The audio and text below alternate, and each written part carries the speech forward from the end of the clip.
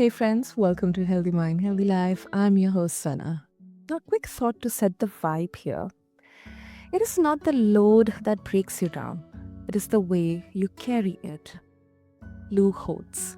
And today, listeners, we are talking about what it means to carry ambition without letting it crush your nervous system.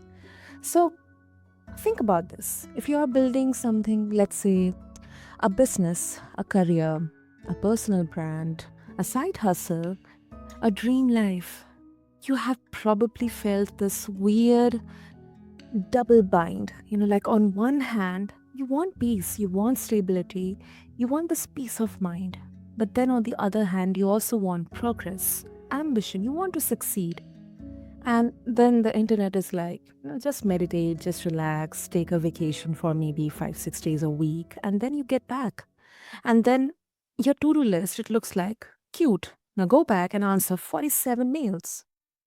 Listeners, today's guest built MBA ASAP because he saw a real problem. Higher education has become expensive, exclusive, and often obsessed with prestige pathways like consulting, investment banking, corporate ladder stuff, and all that. But his take is direct. If you are not aiming for those tracks, a top MBA might not be worth the time and money. So he created a faster, a cheaper way to learn business with mental models that help people compete, build confidence, and actually execute. And listeners, let me tell you what I love about this conversation. I believe it is not just business strategy or just like this 10 things to do when you want to be professionally successful. It is a mental health strategy because entrepreneurship does not only test your market fit, it stress tests your identity. So, listeners, meet my incredible guest, John Cousins. John, welcome to the Healthy Mind, Healthy Life show, and I'm really, really excited for this conversation. Oh, thank you, Senna. That was a wonderful introduction. And boy, you were spot on the reasons why I created MBA ASAP. And that was a Mm, very interesting quote too by Lou Holtz at the beginning there. It's not, yeah, the load, it's how you carry it. He's a famous I think he was a basketball coach basketball, yeah, and yeah. very wise at coaching, young people and molding them. That was his whole goal in life. And yeah, another thing like that I like is a quote like that is that it's really just 10% of what happens to you and 90% of how you respond to it. And I think that's really important. Mm, It's really how we deal with the world. And if we let things weigh us down, there's certainly plenty of things that can weigh us down. So I think that's one of the first rules of life, and coming through entrepreneurship, because there's just so many things that are going to be obstacles, and you have to consider those obstacles as learning paths, not as impediments. yeah, absolutely, John. That's a beautiful way to begin this conversation. And correction to all the listeners, my bad. Lou Holtz is a football coach, so I A kind of football coach, butchered it. yeah. Yeah, football I didn't coach. know if it was football or basketball. I knew he was a football coach, yeah, like a Yeah. college football coach in the United College States. I don't. football. Yeah, Yeah. yeah, Do you exactly, know what exactly. team he was with? What team he with? No, no, no, no, no, no. I just, quickly checked with my editor. So Uh-huh. no, no, oh Uh-huh. goodness. He's a football coach, And so that's you another don't know him, yeah. Hmm. That's another just great thing about the age we're living in is like, Yeah. you can fact check everything, and you can also it's like, "I forget the name of this," or, "I forget what happened." Quickly, with a Google search or, a Exactly. chatbot now, find out Exactly. what actually happened, and so it's really wonderful that we have this incredible reference library of everything in the world at our fingertips. It's just absolutely remarkable. Exactly. And I also believe, I mean, although it's a bit of a side topic, but I think, I mean, of course it's a conversation. So if I also believe that, there are two sides of this aspect. Sometimes people are so they kind of have this feeling of winning a huge, argument or battle, when they are correcting someone. Sometimes it becomes, kind of so. I don't know, demotivating. That I mean, yeah, we can make mistakes. We may mispronounce some name or some city, some food name, or about any person or a personality or a celebrity. But at least at the same time we can also fact check, or maybe we can verify, and then we can also learn from it. So yeah, obviously there are always two sides of the same coin here. No, absolutely, Senna. That is a wonderful point that, yeah, I think we get too caught up in, like you say, winning and dominating a conversation or being correct and winning an argument and things. And that a lot of times doesn't really serve us very well, especially in relationships, if Yeah. significant other, that you're gonna, make sure that you win this argument, how's that gonna work out for you? You know, those kind of things. So it's not always about I agree with this, and it's not always about winning. And it's also about um, being flexible in your ideas, strong opinions loosely held. When you hear some new information, you're able to take that in and adjust your belief systems based on the new information instead of arguing consistently for what you had said previously. It's like, you know what?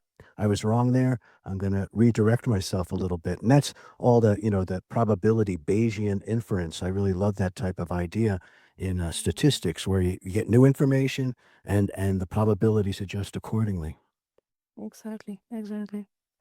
Great, great. Okay, so John, to begin with, before we jump into business and mindfulness, let's first try to kind of if you can help us visualize, like when did you realize, okay, the current system, the current this perception about MBA, and then the ground level problems around how much does it cost, and what kind of actual industry experience does it provide, like it's not there. And then why MBA ASAP needs to exist. When did you realize it? Oh, thank you. It organically developed over my career so far. Mm-hmm.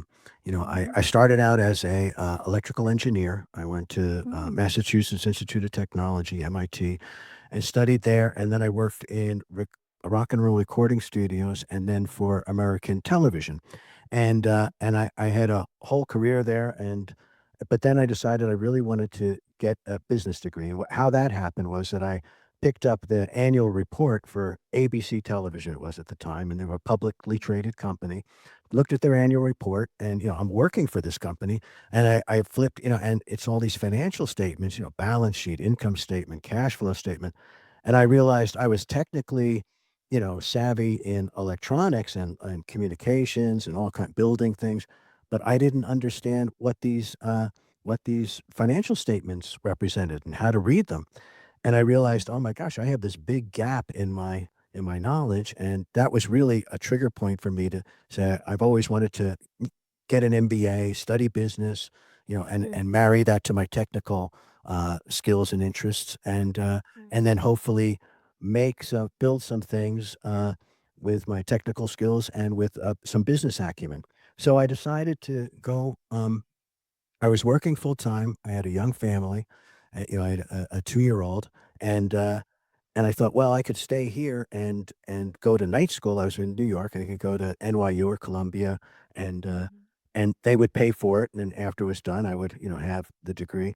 But that would be 4 years at night, and I would have to work all the time as well, and go to school at night, and then do my homework on the weekends, and still travel for work and all that.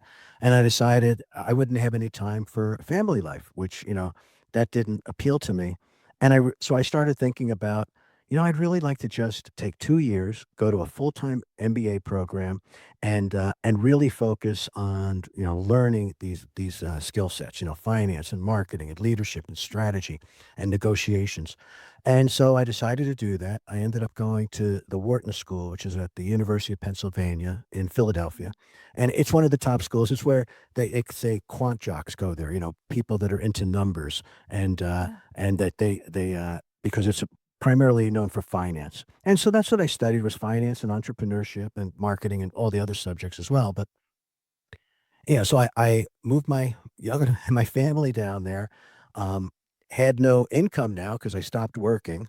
Had Mm. big tuition bills. It was like $100,000 a year, so that's a couple 100,000 there, plus living expenses, for that time and no income. I ended up digging myself a hole of close to $500,000, maybe $400,000.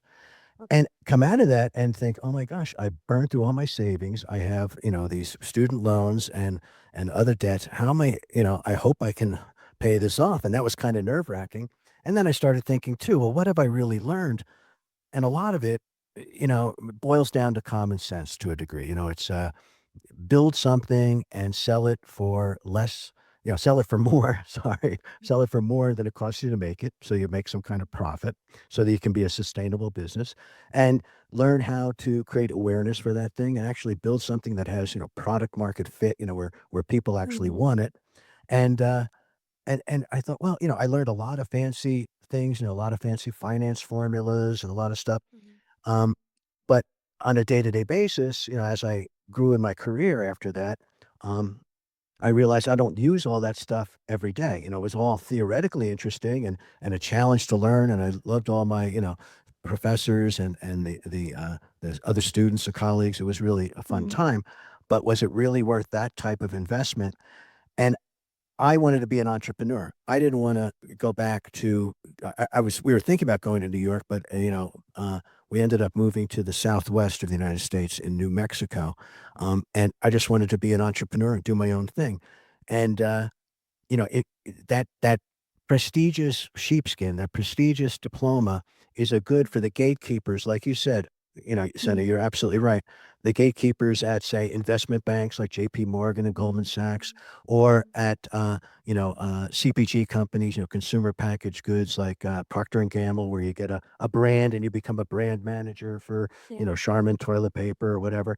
And then or consulting, and the 3 big Bain, Boston Consulting Company, and McKinsey. Those jobs, they groom people through that Ivy League system, and that is one of the things that you really need. If you want to do something else, I mean, I wanted to be an entrepreneur. Who am I going to show my fancy MBA to? To myself to prove that I can do stuff? you know, it came to realize, well, it really does depend on what you want to do, whether or not that Mhm. has that kind of value. Um, so and then as I went through my career, and this may seem cynical, and I'm sort of cavalier about this, but at first, I just didn't wanna have a boss. I was tired of working for a company, having them dictate what I do, and controlling my life. Like, "You're gonna go here for 3 months and build this thing, and you're gonna go do this, and this is your project," and I really chafed at that. I didn't wanna do that anymore. I wanted to be my own boss. So, becoming an Mhm. entrepreneur, I could be the leader. Then I started to chafe at I've started, 15 companies. I took 2 of them public. I ran them for 15 years as a CEO and CFO, public companies, traded on the stock market. Um, and then I started to realize, I also, not crazy about having partners because people get funny about who's contributing more or this or that, Mhm. especially when money gets involved. Yeah. And so I decided I didn't want partners. I didn't want investors because investors put money into your company and then they want that money back right away and they want you to Mhm. bleed for them every single day. What have you done? Yeah. And so it's like hiring yourself a really, mean boss.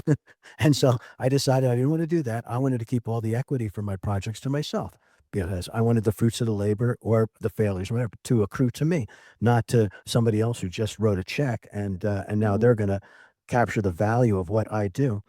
And I also tired of having big customers. I thought big customers, they start to control what you're doing. They want things a Yeah. little bit customized. They start to bend what you're doing to what they need. And at the same time, uh, the technology started to evolve where there's all these automated tools, and even like this, where you Mhm. can distribute a podcast globally. All these kind of the internet, and now with artificial intelligence, all these great tools. So I decided that I could actually, over time, I could become a solopreneur, where I'm just running the company and everything is automated, Mhm. and I have a few. Consultants and contractors that are really great, and I can basically assemble the mosaic of the talents I need depending on where I am in my situation with the company. So for all those reasons, that's how the technology platforms enabled me to do it, and I became organically dissatisfied with these other aspects of entrepreneurship, And at Mhm. the same time, I started teaching. My sister was teaching finance at a university in New Jersey, and I thought that's so cool. What fun, you know? And in the evening, she was also working for a telephone company, and so I started looking around, and I got some teaching assignments, and I really enjoyed them. And I just realized all this as I was doing this, that the students in these universities for MBAs, they Mhm. the textbooks were like 800 pages of finance, 800 pages of antiquated marketing techniques, 800 pages of accounting, all these kind of giant thick textbooks with interesting things in it. But for the most part, people never really read through the whole textbook, so they don't get the information, and they end up with a lot of information, and they don't know what's more important than other things. What's the kind of stuff that you use every day, and what's the kind of things that might be intellectually interesting, and maybe you'll encounter them once in your career. They have a different, importance level to you, and so I started to boil down the material to just, the basics, and it was like managing, and I could see the light bulb start to go off, that my students would be like, Mhm. "I've taken 5 accounting courses, and I never understood what a balance sheet was until you said that." Because 'Cause I'd ask them, and they just start throwing out buzzwords like credits, debits, and you could see they were like deers in the headlights. They just didn't know because they had so much information, and they hadn't codified it in some sort of organized, contextual way, and that's what I started to try to give to them, and as I did that, I, uh, I started to, understand that, hey, I could put this information and record little videos with my phone because now our phones are like a video camera, and just use a Yeah. easy software like iMovie to edit them and upload them to, a platform, and I started using a platform called Udemy, and, uh, Ah, yeah. and it turned out that, people really liked what I put up. In fact, I've had now over 37,000 students on Udemy, Oh, and that's just wow. one platform I'm on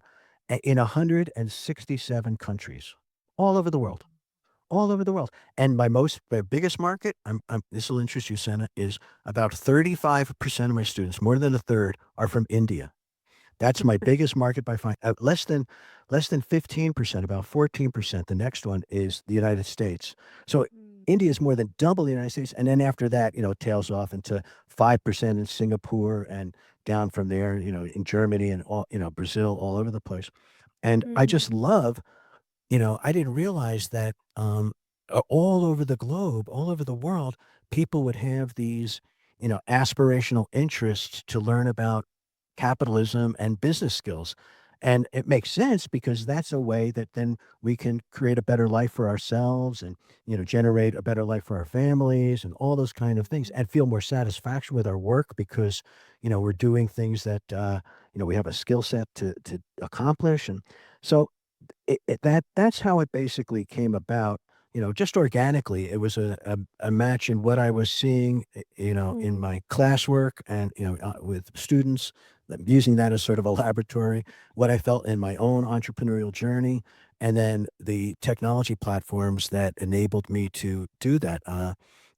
So all those things kind of came together, as a convergent wave of progress that allowed me to have the freedom to do what I want now, and interact with a bunch of wonderful people all over the world. I mean, this is amazing that you and I can have this conversation, you Exactly. know, on opposite sides of the globe. It's just that it's mind-boggling. 30 years ago, people wouldn't even conceive of such a thing. Absolutely. Exactly. Exactly. I mean, there's such a journey in there, John. One thing which I really kind of realize is I think this wasn't just organic. Why do I don't know, maybe it may not kind of have this connection, but I feel that it became kind of organic because you let yourself be nimble and exposed to all the tech side, the benefits of, because for someone who has been in that, kind of a structure of, engineering, um, then into job, and then, MBA. What I have observed is, if they are industry specific, they would kind of um, find it comfortable and lucrative in just sticking to that industry because now they're set in their own ways. And even for companies and and individuals, alike. I think what your journey kind of teaches us is that, if we are nimble, we are kind of taking that personal risk to understand what, new options are coming out there. I think 15, 20 years back, um, at least when I remember, nobody even knew that there is a possibility of doing a remote job or freelancing and earning. Then we come to the creator economy, the influencer market, and everything. So I think time to time this evolution is so much necessary, because yeah, there can be side effects, there can be the negative side, but then let's also try to understand and absorb the positive sides as well. That those are great points, Jen, and I agree with you. It's all about perceived risk and managing risk. And yeah, Mhm. it's very comforting, like you say, or it perceives safety. If it's like I have a job working for this company, Mhm. and I don't want to just leave that job and try to do something on my own, because what if it fails? I could, not have any money, and I would, all those kind of, and I could fail, and people will look at me, like a failure, all those kind of things. So we Exactly. have those risks that we hold on to what we have, when in fact, taking that leap, once you get comfortable with that, and like I say, I've started and run 15, 16 companies, you start to realize, oh, I can do this. I can actually, if everything was taken away right now, I just start over, putting something together and figuring it out, and not and don't think of things as things that don't go your way as a failure, but as an opportunity to learn. So next time you know a little bit better how to move forward. And also the risk side of, the perceived safety of staying with a company.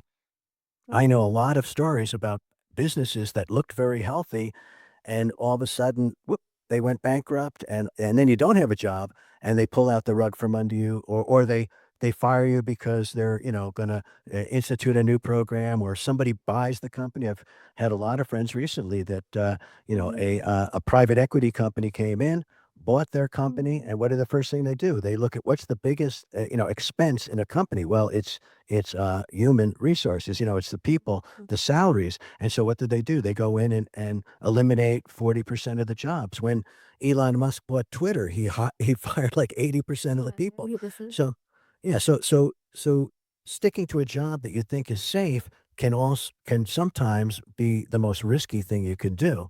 And as you learn to adopt skills so that you're, like you say, nimble, you look at what's coming out, where things seem to be going, use the latest tools and adopt those in a meaningful way. I think first of all, it's intellectually satisfying because you're actually creating things from your mind. That's the thing that I love too. It's like everything has two creations, right? Once in the mind, the imaginative creation, and then once when you try to make it something concrete, something tangible. Um, and so when you can come up with ideas and then try to implement them, and you know what tools you could use to try to implement them, then it gets very, very interesting, especially nowadays where you don't have to make a tangible object for everything. A lot of things can just be digital downloads. They could be videos, or they could be ebooks, or they could be whatever kind of things, or coaching over Zoom or whatever, where you don't really need to make a certain widget and then build a whole bunch of them and have all this inventory and all that kind of stuff. So, yeah, I really believe that it's how you perceive risk and then how you want to move forward. And at the end of the day, what you want to try to accomplish with your life. Like, what would your most satisfied, happy 80-year-old self, what kind of advice would that person be giving you? To just stay in that safe job and make sure that you stay in that safe job, and then you what, retire, and then a few years, and then you pass away. Is that the kind of contribution to the universe that ultimately will satisfy you at the end of your life? Or, well, I tried a bunch of stuff. Some of it didn't work, some of it did, and I'm happy with the choices that I made, and I cut my own path. Yeah, exactly. That is really, really inspiring, John. And as you were mentioning, like, in your in the universe of your students, I mean, I'm really happy to know that, almost some, like, 14%, 15%, Indians, and then US, Singapore. Yeah. Especially when I look at India. So I come from that generation where there was this trend. Because I so much connect with you. Because I come from a generation where there has been this like a common generational trend. You do your engineering, you get your degree, then um, if you want to get into different job streams in there, the quickest thing is get the MBA done. Um, so, I mean, yes, it can be costly. The student loans, there's a huge risk there because if things do not work out, I don't know. I mean, yeah, as you mentioned your journey in there, John. That's how I could relate, with you. Um, so my question to you is, it's kind of a bit of a contradictory. Do you believe, John, that higher education is it a scam or is it a shortcut for some people? Like, if I can elaborate here, that for some people MBA can be a legit shortcut. Like you'll get network, you'll get this instant access to all the big companies out there, then opportunity. So what's the honest middle? Like, when is a traditional MBA actually worth it, and when it is just an expensive identity purchase, because you are seeing all your other graduate friends going out there getting MBA and getting into all the big companies. Well, and that's a great question. It's just like with investing, when you're all the great investors in the stock market say if you're traveling with the herd and you're doing exactly what everybody else is doing, you're probably not making good investments. You have to be sort of contrarian to some degree and come up with your own thesis about what where tech is going, where customers are coming from, and all those kind of things. And I think the Mm, same thing happens and that's about risk and managing it in an investment thing. Warren Buffett said the best investment you can make is in yourself. And I totally agree with that. And I absolutely, I think that a traditional MBA path is incredibly valuable for mm, folks. yeah. But you have to, first of all, if, for me going to Wharton, they didn't have a night program even. You had to go full time for 2 years. So you couldn't work. So that's a big limitation. The other one is it's in Philadelphia, Pennsylvania in the United States. Not everybody is geographically able to go and attend classes there for 2 years or something. And Mm, and then there's the cost. So there's a lot of limitations that then limit and there's the gatekeeper part of it. You have to mm, jump through a lot of hoops to get into these, really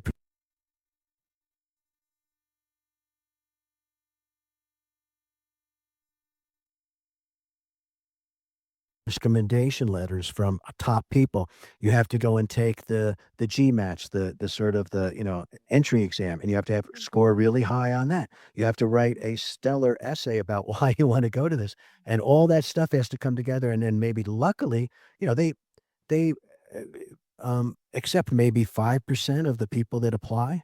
So there's another gatekeeper thing there that you can't go.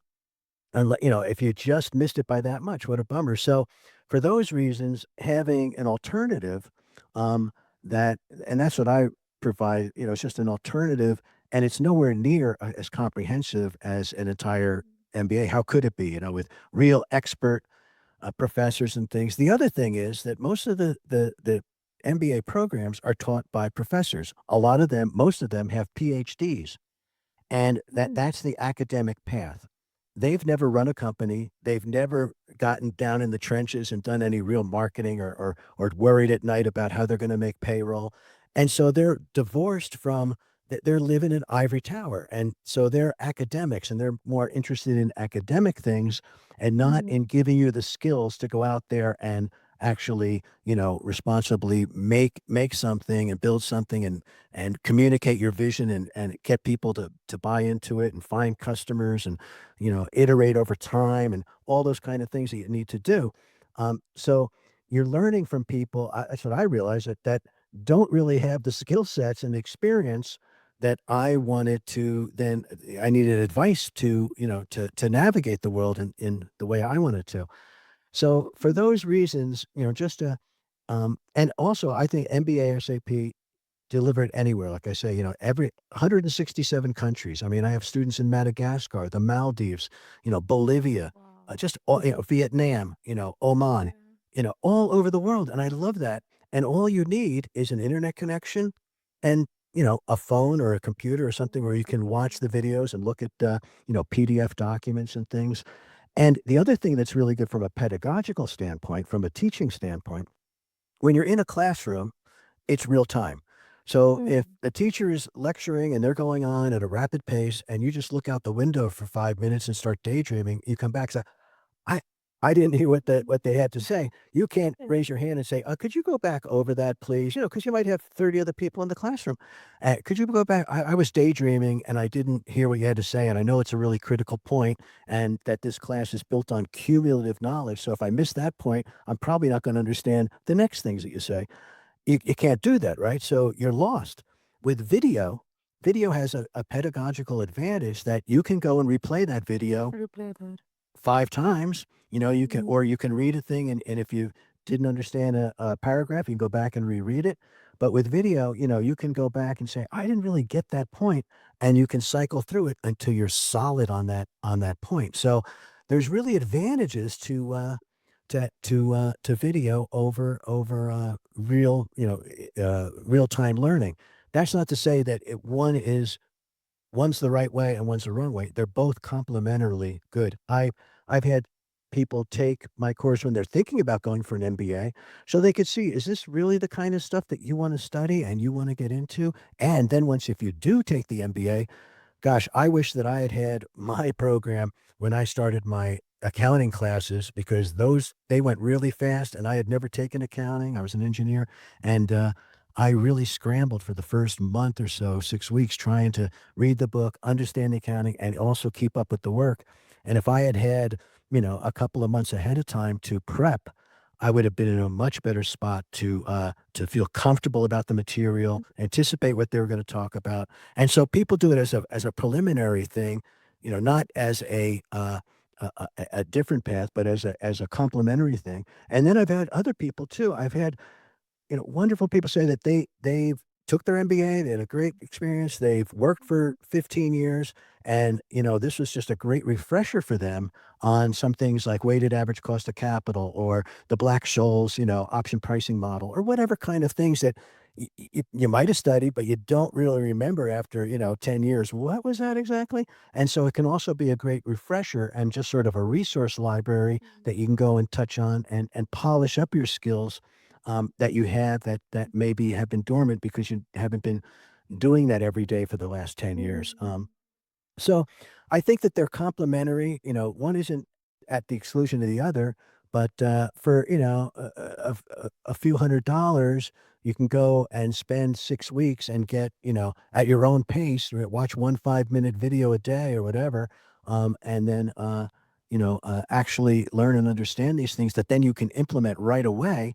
I think there's a lot of advantage to that, especially for people in any job to understand how, like I was lacking the financial statements thing, to really Mhm. understand not be intimidated by or to talk to the accounting side of it, the company you work for, not be intimidated about a balance sheet, a cash flow statement, an income statement, what they are actually trying to represent. Because those are the end products of accounting.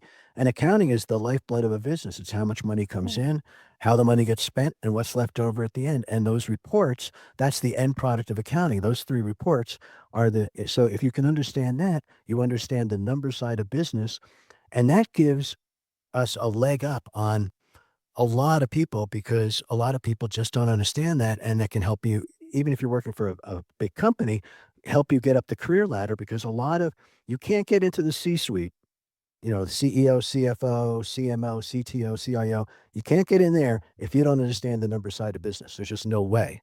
So Exactly. in a way to complement and fill in maybe some skills, that we don't have, can be really, really powerful, for us. And I think any learning, like Warren Buffett said, "The best investment is in yourself," can really help. It's for optionality. It gives us all these different options that suddenly become available to us because we understand a little bit more about how the world actually works, and that can be hugely helpful.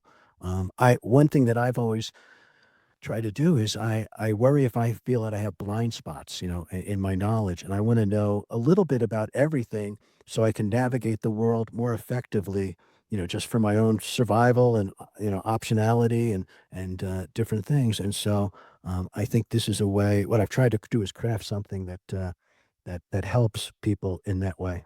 And I've had a lot of satisfied, customers. I have I don't know, Mm. 20,000 5-star reviews and Wow. so and it's not for everybody. Every once in a while, I'll get a one-star review. It's like, "What was this person?" But I heard Mm. this thing, you can grow the most wonderful peaches in the world, the juiciest peaches, the best ones, and there's people that just don't like peaches, so, sometimes, it's not gonna resonate with everybody, and Everybody. I know that, but I also watch how people consume the material. I have a lot of metrics that way, and I try to refine and iterate and polish the material based on if people only seem to watch half the video, I'll make it more compelling in some way. If people seem to Mm. get lost on this one subject, I'll give it from another approach. Sometimes I complain with my courses that it's redundant. I know that, I learned this stuff right away and it's redundant. And what I try to tell them is, well, that's lucky for you that you learned it on the first or second path, and maybe you have to listen to it 1 or 2 times more, and it's like, "Oh, this is boring, I already know that." But for other people, you have to come at it from certain different angles before it clicks, and that's what I wanna do is, make enough different ways that people really, really understand the material and not just sort of think they do and then, get caught, when they try to implement it with realizing, "Oh, I really don't understand that." I want people to be solid on this Mm. material and feel so confident that, it's something that they know, and it's no longer a mystery. It's not intimidating. Yeah. I think the exclusivity is what, um, kind of creates that spark of this Mhm. competition and attaching an MBA to your identity, because you assume that you'll get the entire respect garnered for you. Okay, MBA, wow, okay, he knows business or she knows business. But I think there have been so many, um, like in my own life, I've seen a few where, even an MBA degree from the most prestigious college in the country couldn't help them sometimes navigate some very real life practical situations, especially when it comes to people management. So, yeah, and exactly exclusivity, that accessibility, and I think, yeah, the availability of options, where even if you're coming from a different background, could be in any corner of the world, you still have access to good education and simple but efficient education. So yeah, I think that way it really works. Oh, I couldn't agree with you more. So, no, that's very well put. Super. John, so to before we wrap it up, I'm very sure listeners will be so excited to learn more. So if they want to connect with you, probably share their thoughts from this conversation with you and explore more about MBA ASAP, what would be the easiest way? Oh, thank you. The easiest way is probably to visit the website, which is, www.mba-asap.com. And, sometimes I'm asked, "What does ASAP mean?" It's an acronym for as soon as possible, and so that's my brand, but, so I'm distilling the information down to, as soon as possible, you can start using it. Yeah, so mba-asap.com, and on there, you can join my email list and then email me any questions you have about anything, and I love to talk with everyone. So, yeah, I think that's probably the best way to, that's the best way to get a hold of me. Super, I'd love super. to hear from anybody. Absolutely. So, listeners, I invite all of you, I urge all of you to just refer to the show notes and go check out MBA CB, connect with John. So, just refer to the show notes along with this episode on your favorite podcast platform. And if you are listening and you are probably in that grindy season, hear me. You're not weak for needing rest. You're smart for designing sustainability. And if today's conversation hit home, share this episode with someone who is building quietly. but then caring a lot. And John, I couldn't thank you enough because you have been so candidly, I mean, like you have been so open sharing the highs and lows of your journey, the entire you know, the entire reason behind building such a great platform, such a great, channel for people who wouldn't even consider MBA, probably because of the cost or maybe the risk of leaving their jobs and putting a huge risk into, kind of building their resume and get out in that competition. I think this is such a good opportunity for every one of us, and that's where the whole value lies there. So thank you so much. Oh, thank you, son. It's been absolute pleasure. Thank you. Super. And listeners, thank you so much for tuning into Healthy Mind, Healthy Life. I'm your host, Sana, and I invite all of you to take care of your mind, protect your energy, build with intention. And I'll see you in the next episode. Thank you.